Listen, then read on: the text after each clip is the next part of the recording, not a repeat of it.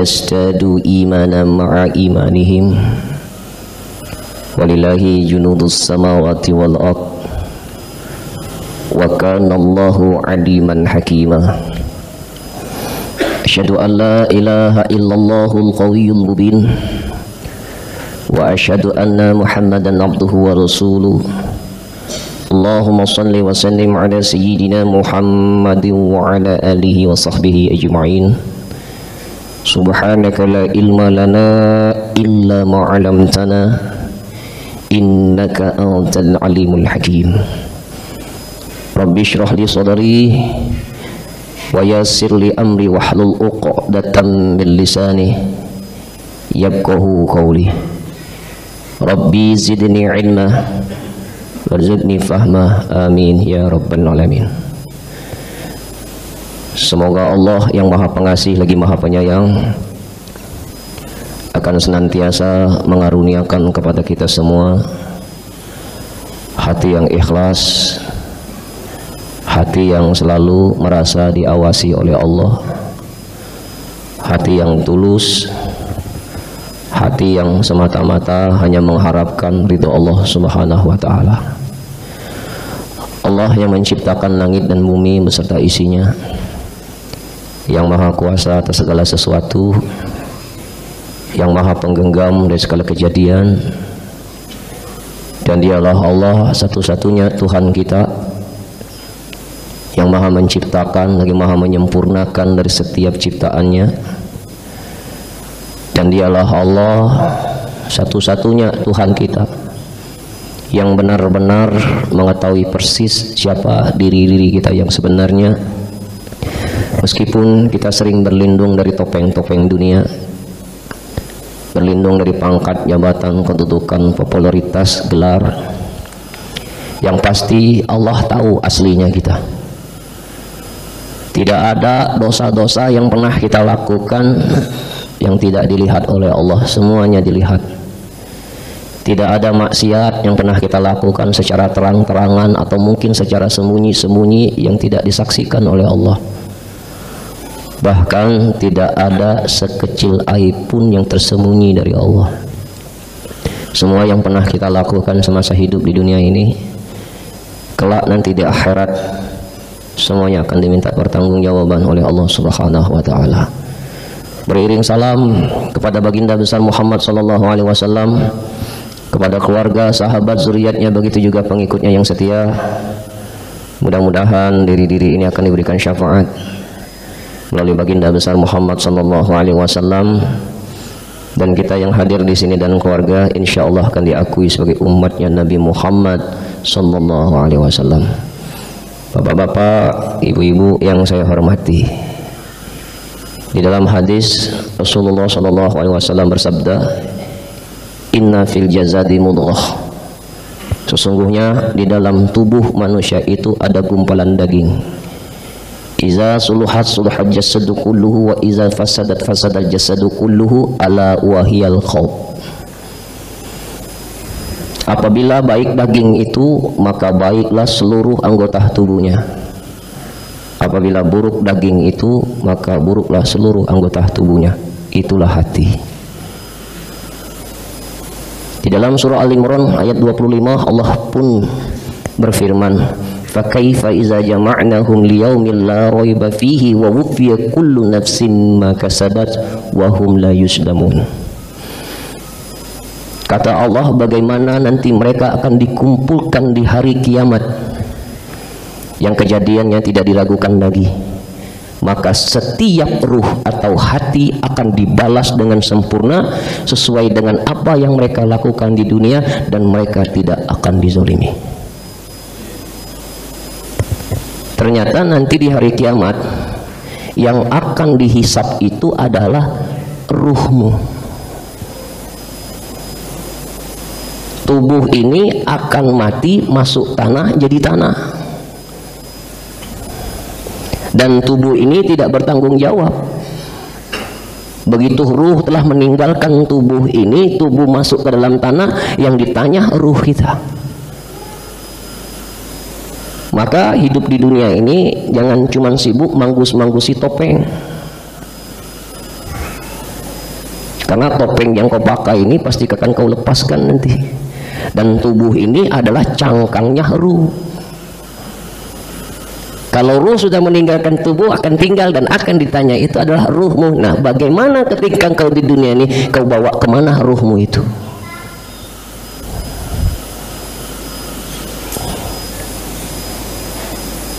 Jadi sholat yang barusan kita lakukan tadi itu syariat. Syariat itu hukum. Kita baru mengenal hukum. Kita belum mengenal siapa yang kasih hukum. Bacaan-bacaan yang kita baca tadi itu baru nama. Bismillahirrahmanirrahim, dengan menyebut nama Allah yang Maha Pengasih lagi Maha Penyayang. Yang kita sebut itu nama. Dan kita belum mengenal yang punya nama. Nah, maka oleh sebab itu di dalam kitab Ihya Ulumuddin ada 5 golongan manusia yang hatinya kotor ketika dia menuntut ilmu. Apa cirinya? Dia tidak bisa melaksanakan fungsi ilmu hikmah dan ilmu makrifat. Dia duduk di majelis taklim, dia hadir di majelis taklim, dia belajar ilmu agama, tapi tidak bisa melaksanakan atau mengamalkan fungsi ilmu hikmah dan makrifat itu. Kenapa? Belum sungguh-sungguh. Maka di dalam surah Al-Imran 102 Allah berfirman, ya ayyuhallazina amanu taqullaha haqqa tuqatih wa la tamutunna illa wa antum muslimun.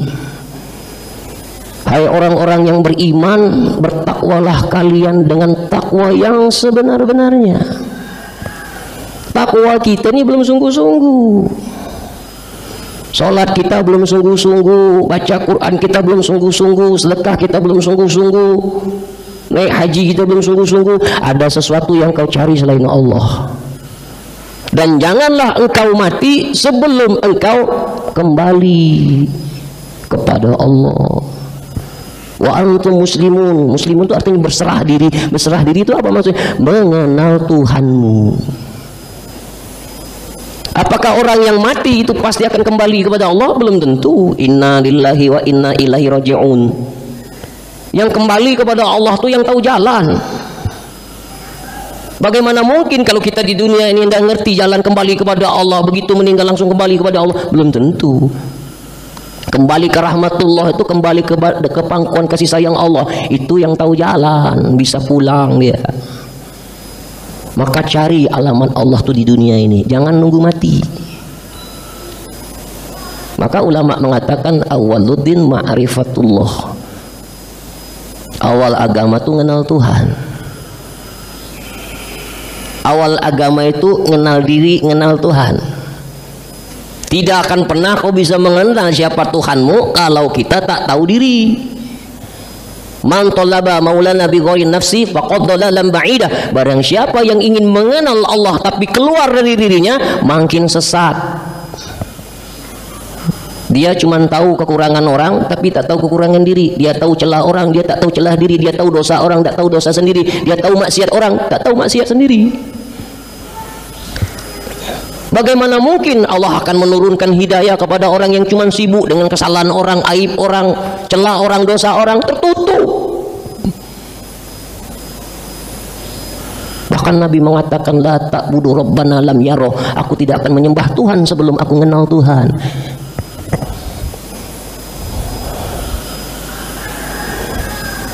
Wa man a'rada an zikri fa inna lahu ma'isyatan dhanka wa nahsyuruhu yaumal qiyamati a'ma. Di dalam surat Toha ayat 124 Allah berfirman, barang siapa yang mengingkari peringatanku, maka dibuat oleh Allah hatinya sempit dan dibangkitkan nanti di yaumil qiyamah dalam keadaan buta. Ini janji Allah, kalau di dunia yang kau buta, nanti di akhirat kau akan dibangkitkan oleh Allah dalam keadaan buta. Kita di dunia saja kalau dalam keadaan buta sengsara, apalagi nanti di akhirat dibangkitkan oleh Allah dari kaum Nabi Adam sampai kaum Nabi Muhammad SAW, berkumpul jadi satu, dibangkitkan dalam keadaan buta, merangkak, jatuh bangun, merangkak, jatuh bangun, merangkak. Lalu kita protes, qala rabbi lima hasyartani a'ma wa qad kuntu basira. Ya Allah, kenapa engkau bangkitkan kami dalam keadaan buta? Dulu kami di dunia bisa melihat. Qala kadzalika atatka ayatuna fanasitaha wa kadzalika yauma tunsa. Kata Allah, dulu ketika engkau di dunia, aku turunkan peringatan-peringatan untuk kalian, tapi kalian mengabaikannya, maka pada saat ini kami pun akan mengabaikanmu di akhirat. Apa maksudnya ini? Mengenal Allah.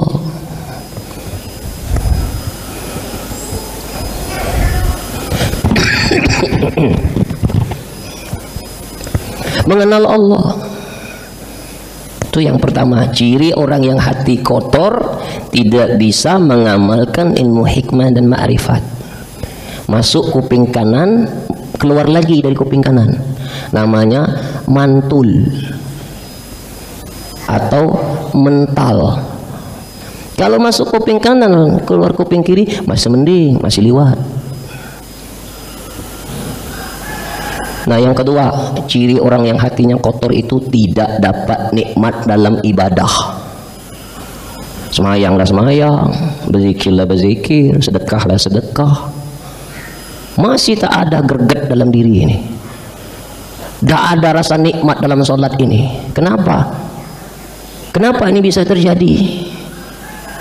Karena kau menipu Allah. Allahu Akbar, Allah Maha Besar. Mulutmu yang mengakui bahwa Allah itu Maha Besar, tapi hatimu masih mentuhankan nafsumu, masih mentuhankan syahwatmu, masih mentuhankan hartamu, pangkat, jabatan, kedudukan. Itu nipu.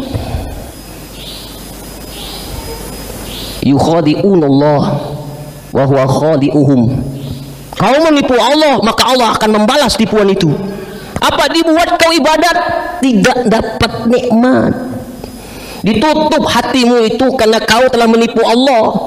Casingmu saja, mulutmu saja, tubuhmu saja duduk di majelis taklim, mulut nyebut nama Allah tapi hatimu tidak bersama Allah.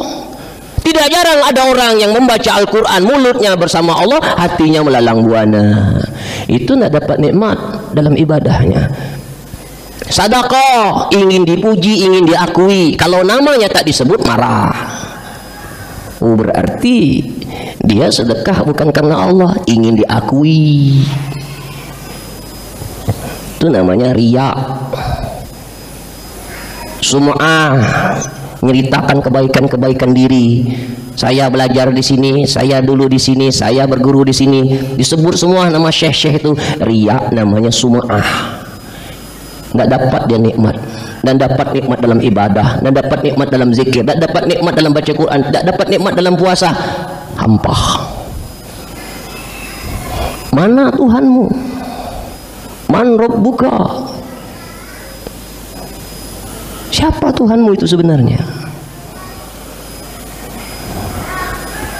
Nah, kita mengira dengan sholat 5 waktu selamat, belum tentu. Bahkan di dalam Al-Quran itu ada disebutkan surah Al-Ma'un, fawailul lil musallin allazina hum an salatihim sahun. Celaka orang yang sholat, yang lalai dari sholatnya. Awwalu ma yuhasabu bi'abdihi yaumal qiyamati sholah. Bahkan riwayat mengatakan amal yang pertama kali yang akan dihisab itu sholat. Apabila baik sholatnya, maka baik seluruh amalnya. Apabila buruk sholatnya, maka buruk seluruh amalnya. Sholat yang mana? Apa sholat 5 waktu ini? Enak betul kau sudah korupsi, rajin sholat masuk surga.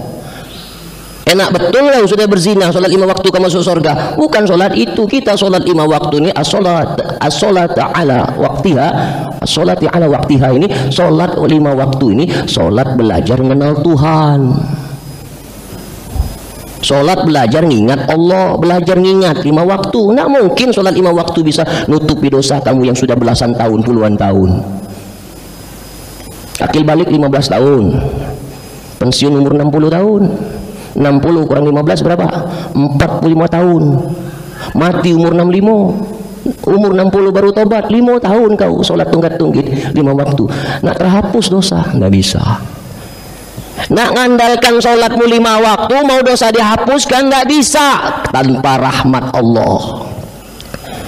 Mamin ahadi yad'ilu amaluhul jannah. Kata Nabi, tidak ada satupun amal yang bisa menjamin kalian masuk surga. Qalu wala anta ya Rasulullah? Qala wala ana. Sahabat nanya, apakah engkau juga demikian ya Rasulullah? Amal-amalmu tidak bisa menjamin kamu masuk surga? Qala wala ana. Begitu juga aku, kata Nabi. Siapa yang masih meragukan amal Rasulullah? Besarlah amalnya daripada alam semesta ini. Dia pun tidak bisa menjamin masuk surga kecuali dia dirahmati oleh Allah. Nah, yang kita cari ini apa? Belas kasihan Allah. Kalau baik, sholat yang sedikit ini Allah kasihan sama kita. Bersihkan hati. Jangan lagi sholatnya ada riya. Jangan lagi sholatnya minta diakui. Normal saja seperti air yang mengalir. Yang satu tujuan supaya Allah ridho. Faman radiya falahu ridho. Siapa yang ridho dengan ketentuan Allah, maka Allah akan ridho kepadanya. Nah, ciri yang ketiga hati kotor itu adalah dia selalu melakukan perbuatan yang sia-sia. Main HP berjam-jam, ini tanda hati kotor. Scroll berjam-jam. Habis waktu lihat TikTok nggak ada manfaat, lihat Facebook nggak ada manfaat, sibuk konten, tapi kontennya bukan isi manfaat. Min husni islami mar'i tarkahu ma la ya'ni. Kata Nabi, tanda keislaman seseorang itu adalah meninggalkan perbuatan yang sia-sia. Apalagi merokok. Merokok itu makan duit, Pak. Maaf Pak ya, kalau dia merokok Anda tahu, pokoknya merokok itu perbuatan yang sia-sia. Kalau sehari 30.000 kalikan sebulan 900.000, kalikan 10 bulan 9 juta, bisa kurban. Ini tanda orang hatinya kotor itu selalu melakukan perbuatan yang sia-sia. Ini orang yang hati bersih itu dia tidak akan merelakan waktunya terbuang habis. Dia isi hari-harinya dengan amal soleh. Innal insana lafi khusr illa allazina amanu wa amilu solihah. Demi waktu, sesungguhnya manusia itu rugi serugi-ruginya. Illa allazina amanu wa amilu solihah. Kecuali setiap saat bisa menambah keyakinannya kepada Allah. Setiap saat, bukan setiap hari, bukan setiap minggu, bukan setiap bulan, bukan setiap tahun. Setiap saat. Apa yang menjadi jalan dia untuk dekat kepada Allah? Bisa menambah keimanan. Dengan matanya, dengan telinganya, dengan mulutnya, dengan hatinya. Nah, itu baru hidup bersama Allah. Wa huwa ma'akum ainama kuntum wallahu bima ta'maluna basir. Allah bersamamu dimanapun kau berada. Allah tahu apa yang kau kerjakan. Beramal soleh bukan tiap Jumat, setiap saat. Kalau sampai Jumat depan, kalau tak sampai, selesai hidup kita. Menyebarkan agama bukan setiap Jumat, bukan khutbah Jumat, bukan tiap minggu, setiap saat. Yang pertama kali yang harus kita dakwai diri sendiri. Setiap hari Pak, Ibu, di hati ini perang batin antara yang hak dan yang batil. Ketika hatimu dikasih oleh Allah cahaya, maka yang hak itu benar, menjadi benang dan bisa kau melaksanakan kebaikan. Ketika yang hak itu kalah, kau jadi pemaksiat. Kau tidak akan bisa melawan setan, karena setan itu lebih hebat daripada kita. Setan itu sudah teruji ilmunya. mantan penghuni sorga, pernah jumpa dengan Allah dan ilmunya hebat. Kita ini apa? Nabi Adam dia lagi terbuang. Nabi Adam setaraf Nabi, setaraf Rasul terbuang dari sorga. Nah kita ini anak cucu Adam, keturunan kiai bukan. Sholat calcul-calcul, pengajian tidak pernah hadir, nak masuk surga, nak ngelawan setan, terbuang. Tidak mungkin menang kita, kecuali kita dibantu oleh Allah. A'udzubillahi minasyaitonirrajim. Ya Allah, aku berlindung dari godaan setan yang terkutuk. Kita kuat bukan karena kita kuat, dilindungi. Jadi jangan kepedean. Jangan kepedean dengan amal kita yang masih seujung kuku. Jangan merasa hebat dengan hafalanmu, jangan merasa hebat dengan dalil-dalilmu, jangan merasa hebat dengan gelar-gelarmu, jangan merasa hebat mantan pejabat.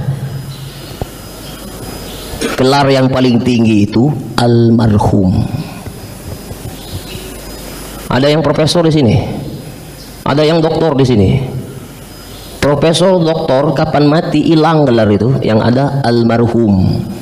Gelar almarhum itu siapa? Laki-laki yang dicintai oleh Allah baru dapat gelar almarhum. Kalau perempuan gelarnya apa? Almarhumah, wanita yang dicintai oleh Allah. Apa betul kau mati pas dicintai oleh Allah? Belum tentu. Bagusnya orang yang tidak ada buat baik, hatinya tidak mengenal Tuhan, itu jangan disebut almarhum. Bangkai. Itu yang cocok.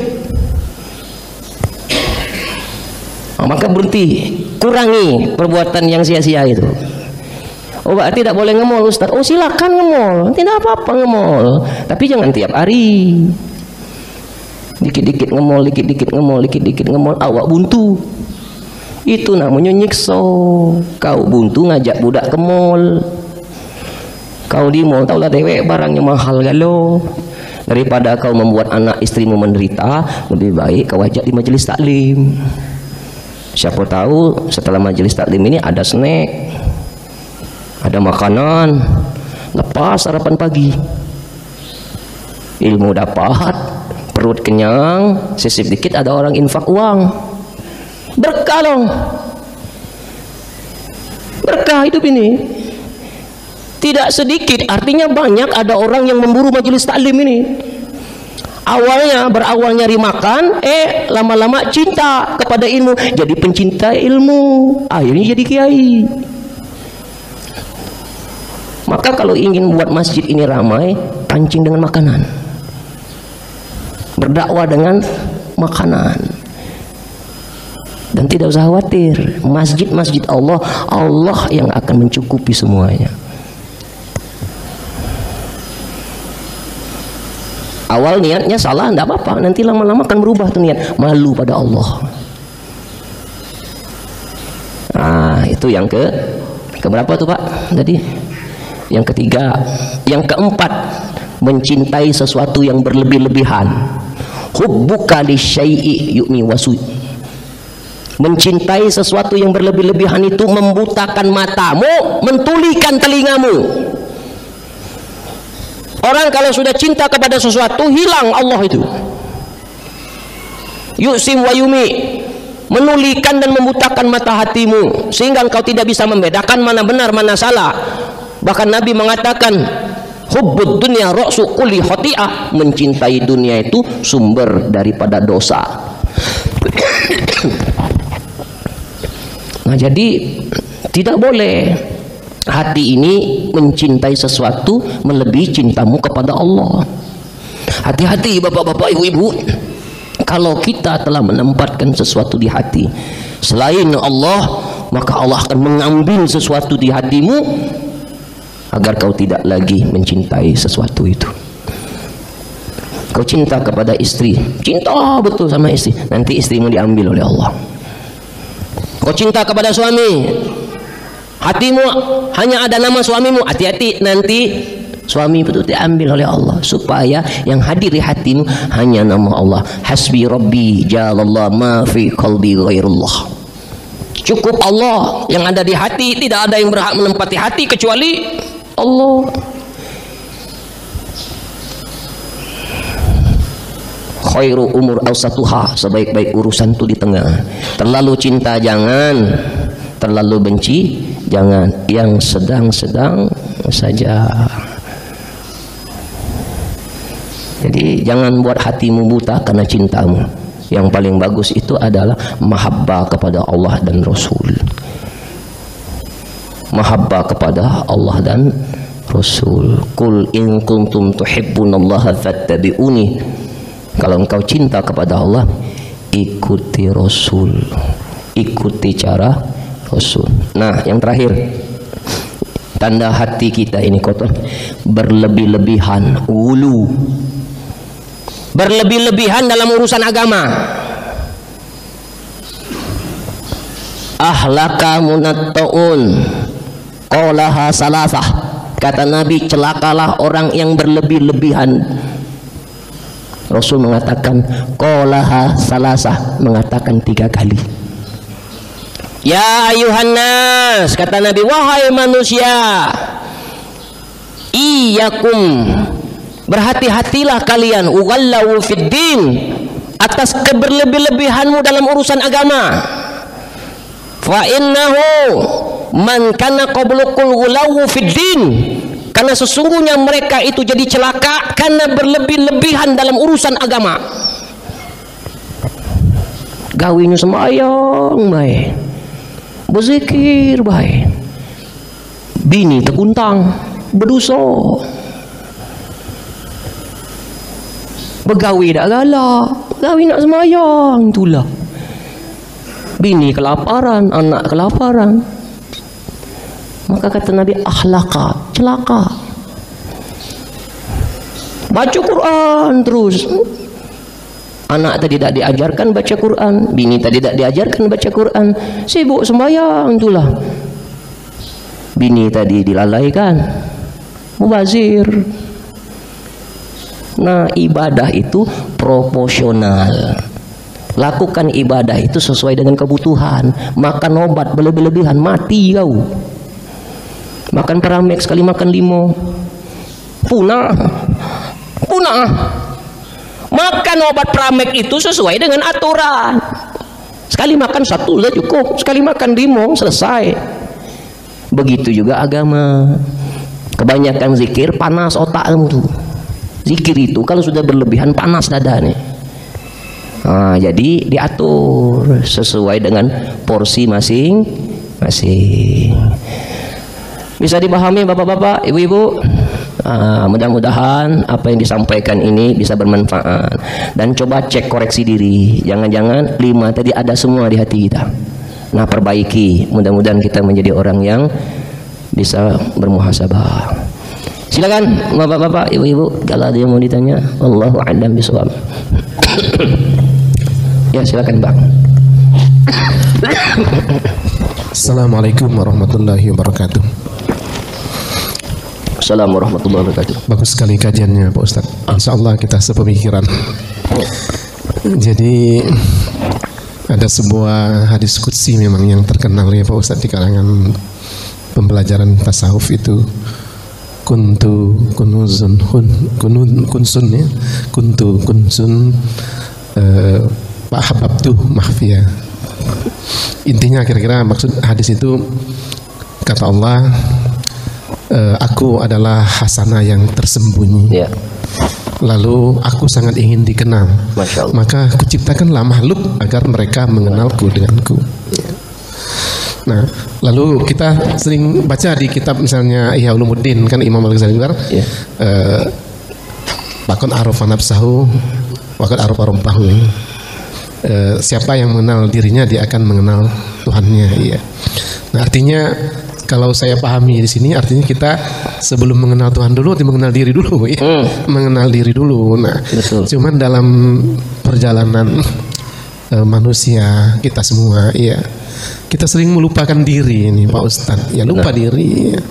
Lupa diri.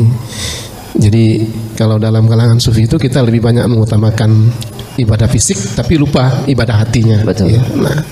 Nah, jadi saya ingin bertanya sekaligus ini pembelajaran untuk saya dan kita semua mungkin barangkali. Tadi kan sudah dikemukakan salah satu penyakit hati tadi ada 5 tadi. Nah, bagaimana dalam perjalanan kita itu agar kita itu tidak menjadi orang yang lalai, artinya orang yang lupa dengan diri kita sendiri, lupa mengutamakan amalan hati, sehingga kita hanya diretoki oleh topeng yang kadang tidak berkesan gitu. Ya, itu saya singkatnya Pak Ustaz. Terima kasih. Assalamualaikum warahmatullahi wabarakatuh. Assalamualaikum warahmatullahi wabarakatuh.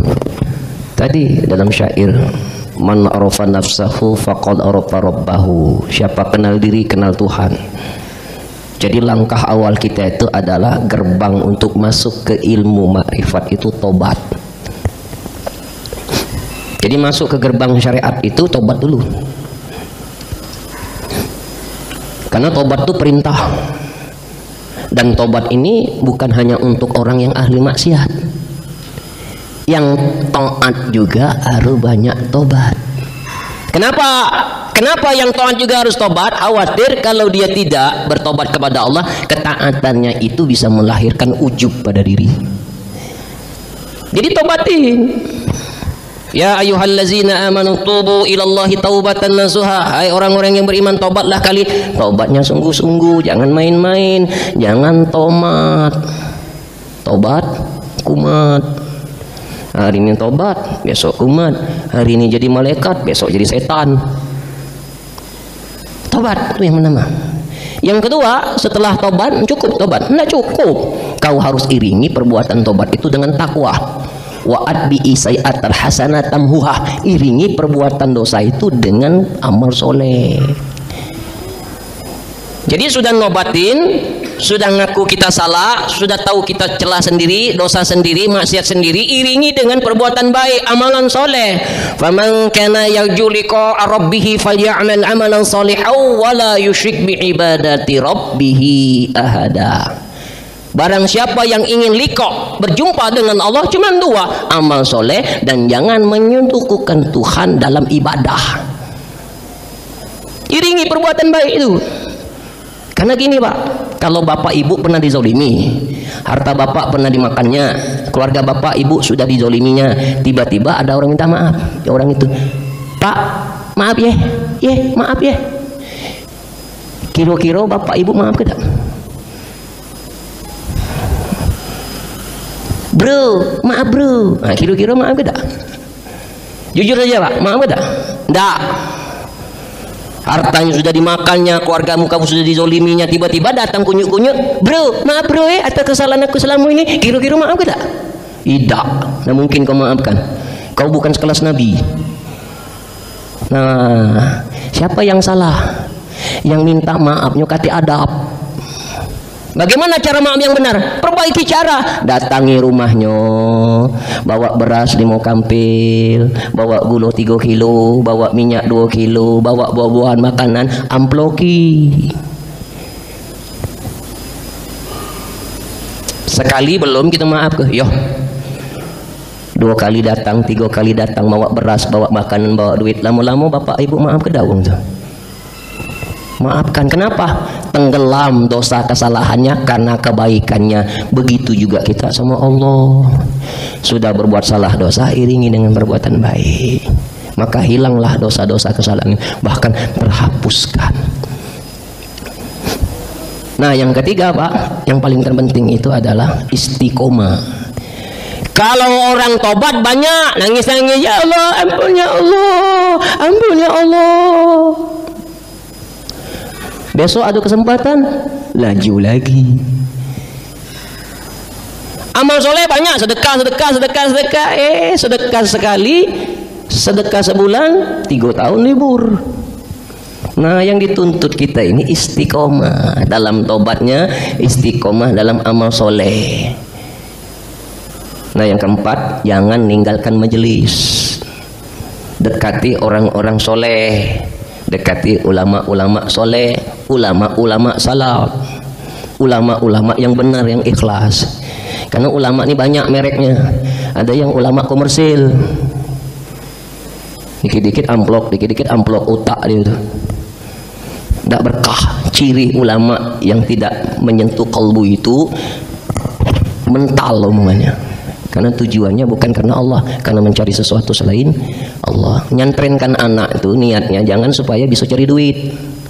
nyantrenkan anak tuh supaya jadi anak soleh. Perkara dia mau jadi ulama itu bukan urusan kita. Itu saja. Itu nih dah. Nyantrenlah kau sana, supaya seperti Abdul Somad. Nyari duit namanya. Nggak boleh, karena belum tentu ada orang yang keluar pesantren bisa menyebarkan agama. Bahkan ada orang yang tidak keluar pesantren, dia bisa jadi nyebar agama karena kehendak Allah. Nah itu Pak Haji. Nah, mudah-mudahan bermanfaat. Ada lagi? Satu lagi lah. Silakan. Assalamualaikum Ustaz. Waalaikumsalam warahmatullahi wabarakatuh. Kalau kita dengar sekali lewat apa yang tadi disampaikan oleh Pak Ustaz, itu agak ngeri-ngeri sedap. Ngeri-ngeri sedap. Karena ada juga mengatakan bahwa agama Islam itu adalah mudah. Nah, tadi dikatakan bahwa oleh Ustaz itu banyak sekali itu yang ini salah, ini salah, ini salah, ini salah. Nah, bagi yang telah paham, mungkin itu sangat berguna untuk tetapi bagi orang yang baru mengenal itu menakutkan rasanya, Ustaz. Iya. Itu bagaimana ini solusi menerangkan bahwa yang Bapak katakan tadi itu bukan hal yang sulit sebenarnya. Iya. Itu yang pertama. Yang kedua, ini perbedaan antara ikhlas dengan riya itu sangat tipis. Nah, ini tolong diperjelas oleh Pak Ustadz, karena jangan sampai orang ingin beramal tetapi salah dalam melaksanakannya. Saya kira itu saja Ustadz. Terima kasih. Wassalamualaikum warahmatullahi wabarakatuh. Assalamualaikum warahmatullahi wabarakatuh. Orang yang duduk di makom syariat itu Allah akan hadiahkan setelah dia mati dapat surga ma'wa. Sholatnya bagus, hukum agamanya bagus, tidak kenal Tuhan tapi taat. Ini kalau mati dia akan mendapatkan surga ma'wa. Dan kapan mati tubuhnya hancur dimakan tanah. Jadi kita belajar tuh sesuai dengan makom. Tidak sanggup aku Ustadz itu. Belum. Nah, jangan paksa, nanti stres. Sedap-sedap enak tadi tidak enak, sedap-sedap takut. Yang kedua, di makom tirakat. Di makom tirakat nih orang yang ibadahnya itu tujuannya membersihkan hati.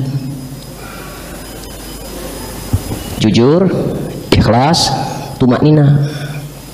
Jadi orang yang di makom tirakat ini dia berusaha untuk jadi orang jujur, ikhlas, dan melahirkan ketenangan dalam diri. Ini orang ini kalau mati kering tubuhnya tapi tak hancur. Jadi kalau mau lihat bapak nanti meninggal dunia, bongkar kuburannya. Di mana makom dia ini? Yang ketiga di makom hakikat. Di makom hakikat ini adalah mereka yang muraqabah, musyahadah, mengenal. Ini orang kalau meninggal dunia di makom hakikat ini, maka dia akan mati dan tubuhnya utuh. Di makom hakikat. Kalau di makom ma'rifat, orang ini kapan mati tubuhnya hilang.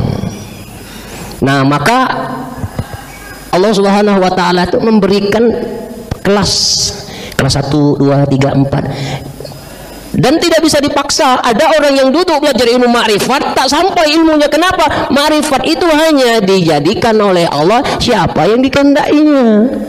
Belajar ma'rifat belum tentu bermakrifat. Nah, jadi duduk saja, ambil tabaruk keberkahan. Siapa tahu Allah titipkan ilmu makrifat itu di hati kita. Kau jadi orang baik. Nah, jadi jangan takut Pak. Kalau ada di hati ini harap-harap cemas, itu namanya jamu. Jamu itu memang kalau minumnya pahit, setelah minum badan jadi sehat. Tidak di sini sehatnya, di sana. Jangan tersinggung Pak, jangan tersinggung. Duduk saja mantap-mantap, tahankan. Yang disebut ustadz itu akunian itu. Astagfirullahaladzim, astagfirullahaladzim. Ya Allah, ampun ya Allah. Itu obat, Pak. Maka kata Imam Syafi'i, ada dua reaksi ketika ada orang yang dinasehati. Yang pertama, reaksi pertama, orang yang tidak punya akal tersinggung. Tobat, tidak lagi aku nak datang ke ustadz itu, tidak nyambung. Bukan kau, bukan ustadznya tidak nyambung, kau yang tidak nyambung. Maka sulit mengingatkan seekor lalat bahwa bunga itu lebih indah daripada sampah. Lalat, ini bunga ini lebih indah, hinggaplah kau ke bunga ini. Tidak mau, masih tetap ke sampah dia. Itu yang tak punya akal. Yang punya akal merenung. Nah, kata bapak tadi, waduh, berat hidup ini, terbuang. Mikir. Nah, mikir ini adalah awal hidayah, akan masuk ilmu ma'rifat itu ke hati kita. Tapi kalau duduk di majelis gelisah, nyingok ijam, tanda nih minggu depan, bulan depan nak datang lagi, ini hilang ya. Nah itu Pak. Yang kedua masalah ikhlas dan riya. Ikhlas itu apa dulu? Ikhlas itu melepaskan ketergantungan diri pada sesuatu selain Allah. Itu ikhlas namanya. Jadi orang yang memamerkan kebaikan itu karena Allah jadi ibadah. Memamerkan ibadahnya karena ingin diakui jadi riya. Yang tahu siapa? Hati kita masing-masing. Tapi tidak seluruh ibadah itu harus sembunyi-sembunyi. Ada ibadah madho yang harus kau tampakkan. Ibadah madho, ibadah wajib. Sholat, tak mungkinlah kau masuk masjid ini sembunyi-sembunyi. Dari batang ke batang, dari tembok ke tembok. Kenapa? Takut riya. Tidak apa-apa, silakan. Nak kemana Pak Haji? Sholat. Kemana? Ke masjid. Maka katakan seperti itu. Azan bersuara, tidak ada azan syir. Kembali kepada niat. Innama amalu binniat wa innamal likulli amri imanawa. Segala perbuatan bergantung dari niat, dia akan dapatkan itu sesuai dengan niat. Nah, jadi kita tidak boleh mengukur orang itu selalu riya. Yang tahu riya enggak riya itu dirinya sendiri. Maka jangan buruk sangka. Dia itu riya. Enggak boleh. Kau yang riya. Riya, memfitnah orang riya itu namanya iri. Iri hati. Nah, iri itu sifat siapa? Iblis. Laknatullah. Ana khairum minhu, aku lebih baik daripada dia. Assalamualaikum warahmatullahi wabarakatuh. Pertanyaan Ustaz, tadi dari Bekasi atas ilmunya hari ini untuk masukan dan memang insya Allah kita introspeksi kembali. Dari sekian banyak ada satu yang ingin saya tanyakan untuk penyakit hati ini, mohon petunjuk dari Ustaz dari sekian banyak ibadah dan tata cara Islam, manakah yang paling banyak cepat untuk menyembuhkan, membersihkan hati? Itu saja. Terima kasih. Assalamualaikum warahmatullahi wabarakatuh. Bagaimana supaya kita ini efektif untuk menyembuhkan penyakit hati? Balik yang tadi, balik dari yang kotor jadi bersih yang kita kaji tadi. Artinya apa? Belajar mengenal diri. Yang kedua, sibukkan diri dengan aktivitas yang manfaat. Jadi jangan kasih space setan itu masuk ke hati kita. Kau isi hari-harimu, hidupmu dengan kebaikan. Yang ketiga, sungguh-sungguh dalam takwa ini, jangan main-main. Daripada ketik gawe lemak majelis taklim, nah itu tidak prioritas berarti. Daripada di rumah gawe dak kate harilah pensiun, binilah tua, mak lagi pengajian belah. Binilah tua dak cak ngapo-ngapo juga, masjid be. No, jangan. Berarti kau tuh namanya nyari dispensasi namanya. Nggak boleh, prioritas kan. Nah, yang keempat adalah jangan berlebih-lebihan hidup nih. Baru tobat bulan kemarin lah ngapirkan orang. Baru tobat kemarin lah nyalahkan orang, bid'ahkan orang. Baru kemarin tobat, pecah diolah nak ngapelingi surga ini. Itu ngotori hati apa? Berlebih-lebihan. Nah, jadi Pak, kembali lagi yang kajian kita tadi dibalik. Nah, itulah yang akan memudahkan kita untuk membersihkan hati. Assalamualaikum warahmatullahi wabarakatuh. Waalaikumsalam warahmatullahi wabarakatuh. Mohon maaf, ini Ustadz sedikit yang mau ditanyakan terkait tadi uraian Ustadz bahwa di akhirat nanti yang katakanlah yang mempertanggungjawabkan itu adalah ruh kita. Tapi di sisi lain tadi Ustadz mengatakan nanti akan datang katakanlah hukuman itu terkait dengan fisik ya. Misalnya kalau kita suka berbohong, lidah akan dipotong dan sebagainya. Berarti di situ kan ada juga fisik, bukan hanya ruh. Yang kedua terkait dengan agak sedikit menyimpang dari uraian tadi, tapi ada hubungan dengan masalah taubat. Jadi kalau seandainya seseorang itu bersumpah atas nama Allah, misalnya demi Allah bla bla bla, lantas dia akan kalau aku melanggar sumpahku, aku akan menerima segala bentuk katakanlah hukuman dari Allah. Nah, kalau taubat seperti itu apakah memang betul diterima kalau seandainya itu tidak di bawah Al-Qur'an? Tetapi yang menyebut itu adalah orang yang katakanlah hafiz Al-Qur'an. Dan simpulannya bahwa apakah sumpah itu harus di bawah Al-Qur'an? Terima kasih. Assalamualaikum warahmatullahi wabarakatuh. Waalaikumsalam warahmatullahi wabarakatuh. Yadabbarul amsala linnas. Kata Allah, aku jadikan perumpamaan-perumpamaan di antara manusia. Itu kias, perumpamaan saja. Jadi kalau berbohong lidahnya dipotong, kalau matanya lihat maksiat ditusuk matanya dengan besi panas, telinganya selalu mendengarkan yang dosa dicucut dengan itu, namanya kias, perumpamaan saja. Karena mata zohir ada mata batin, telinga zohir ada telinga batin, mulut zohir ada mulut batin. Mulut batinmu itu yang akan disiksa. Bagaimana bisa merasakan, Ustaz? Bagaimana bisa merasakan? Sedangkan tubuh ini sudah masuk ke dalam tanah. Bapak ibu pernah tak mimpi digebuki orang sekampung? Pernah tak, Pak? Mimpi digebuki orang sekampung, sakit tak dalam mimpi?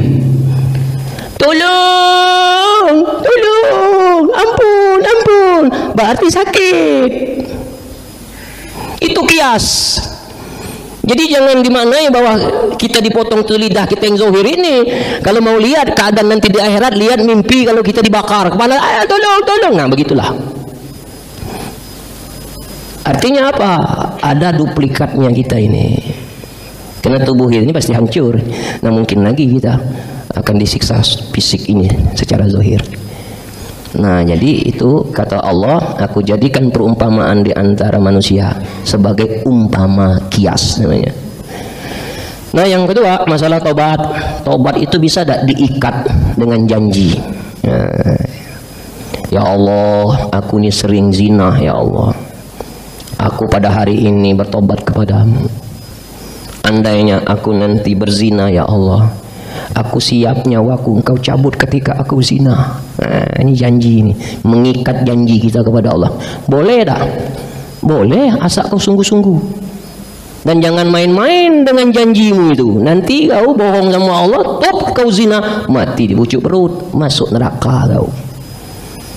Jadi tak apa-apa, Bu, kalau kita punya tekad. Tak apa-apa kalau hati azam kita sudah bulat. Kalau sudah berjanji demikian, kita tidak akan berani untuk melanggar janji itu. Kalau kau melanggar, berarti kau sudah bersumpah palsu.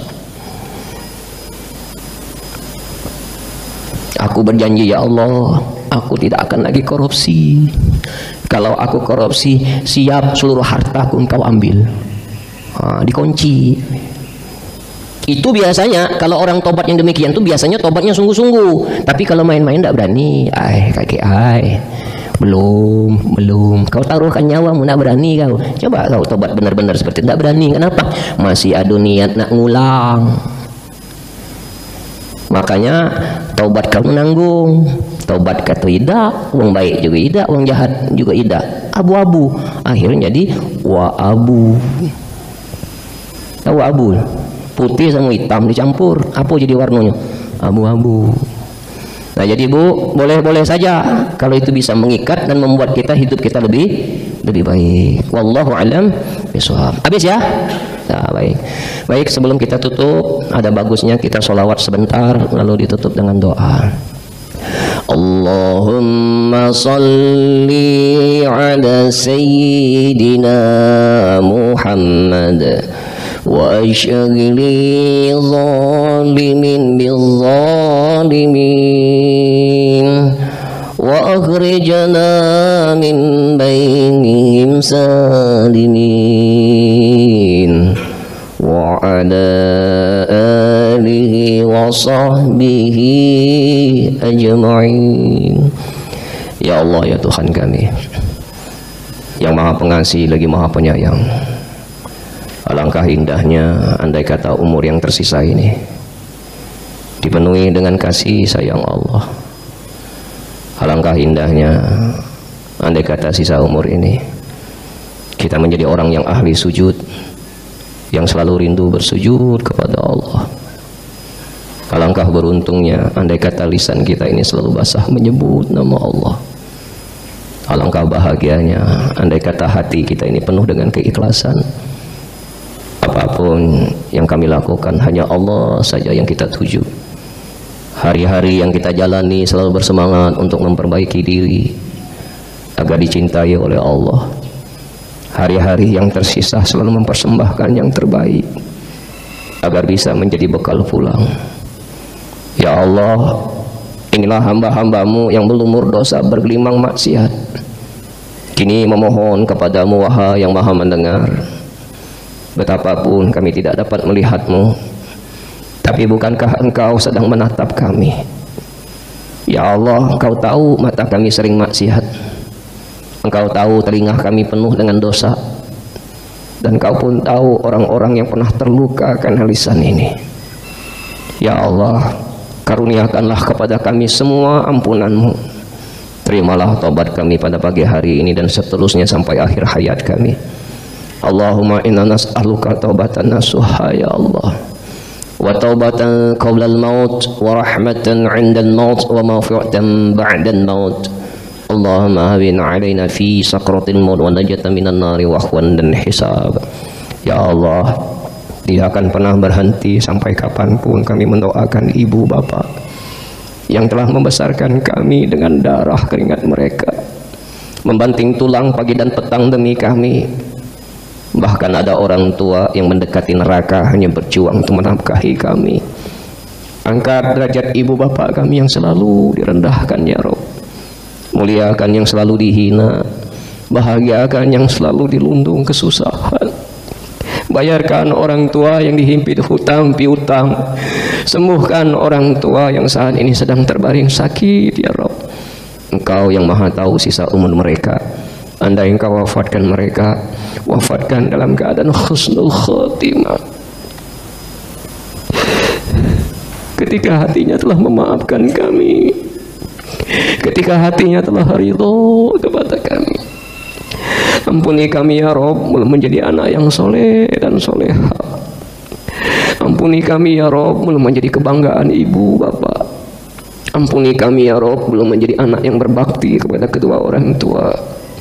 Ampuni kami ya Rabb, belum menjadi anak yang tahu balas budi. Ya Allah, sampaikan salam rindu kami kepada ibu bapak. Tempatkan mereka di sisi-Mu di tempat yang paling mulia. Jangan kau siksa ibu bapak kami, karena mereka juga hamba-hamba-Mu. Jadikanlah doa-doa kami amalan soleh kami, bahkan tetesan air mata kami sebagai penebus dosa ibu bapak.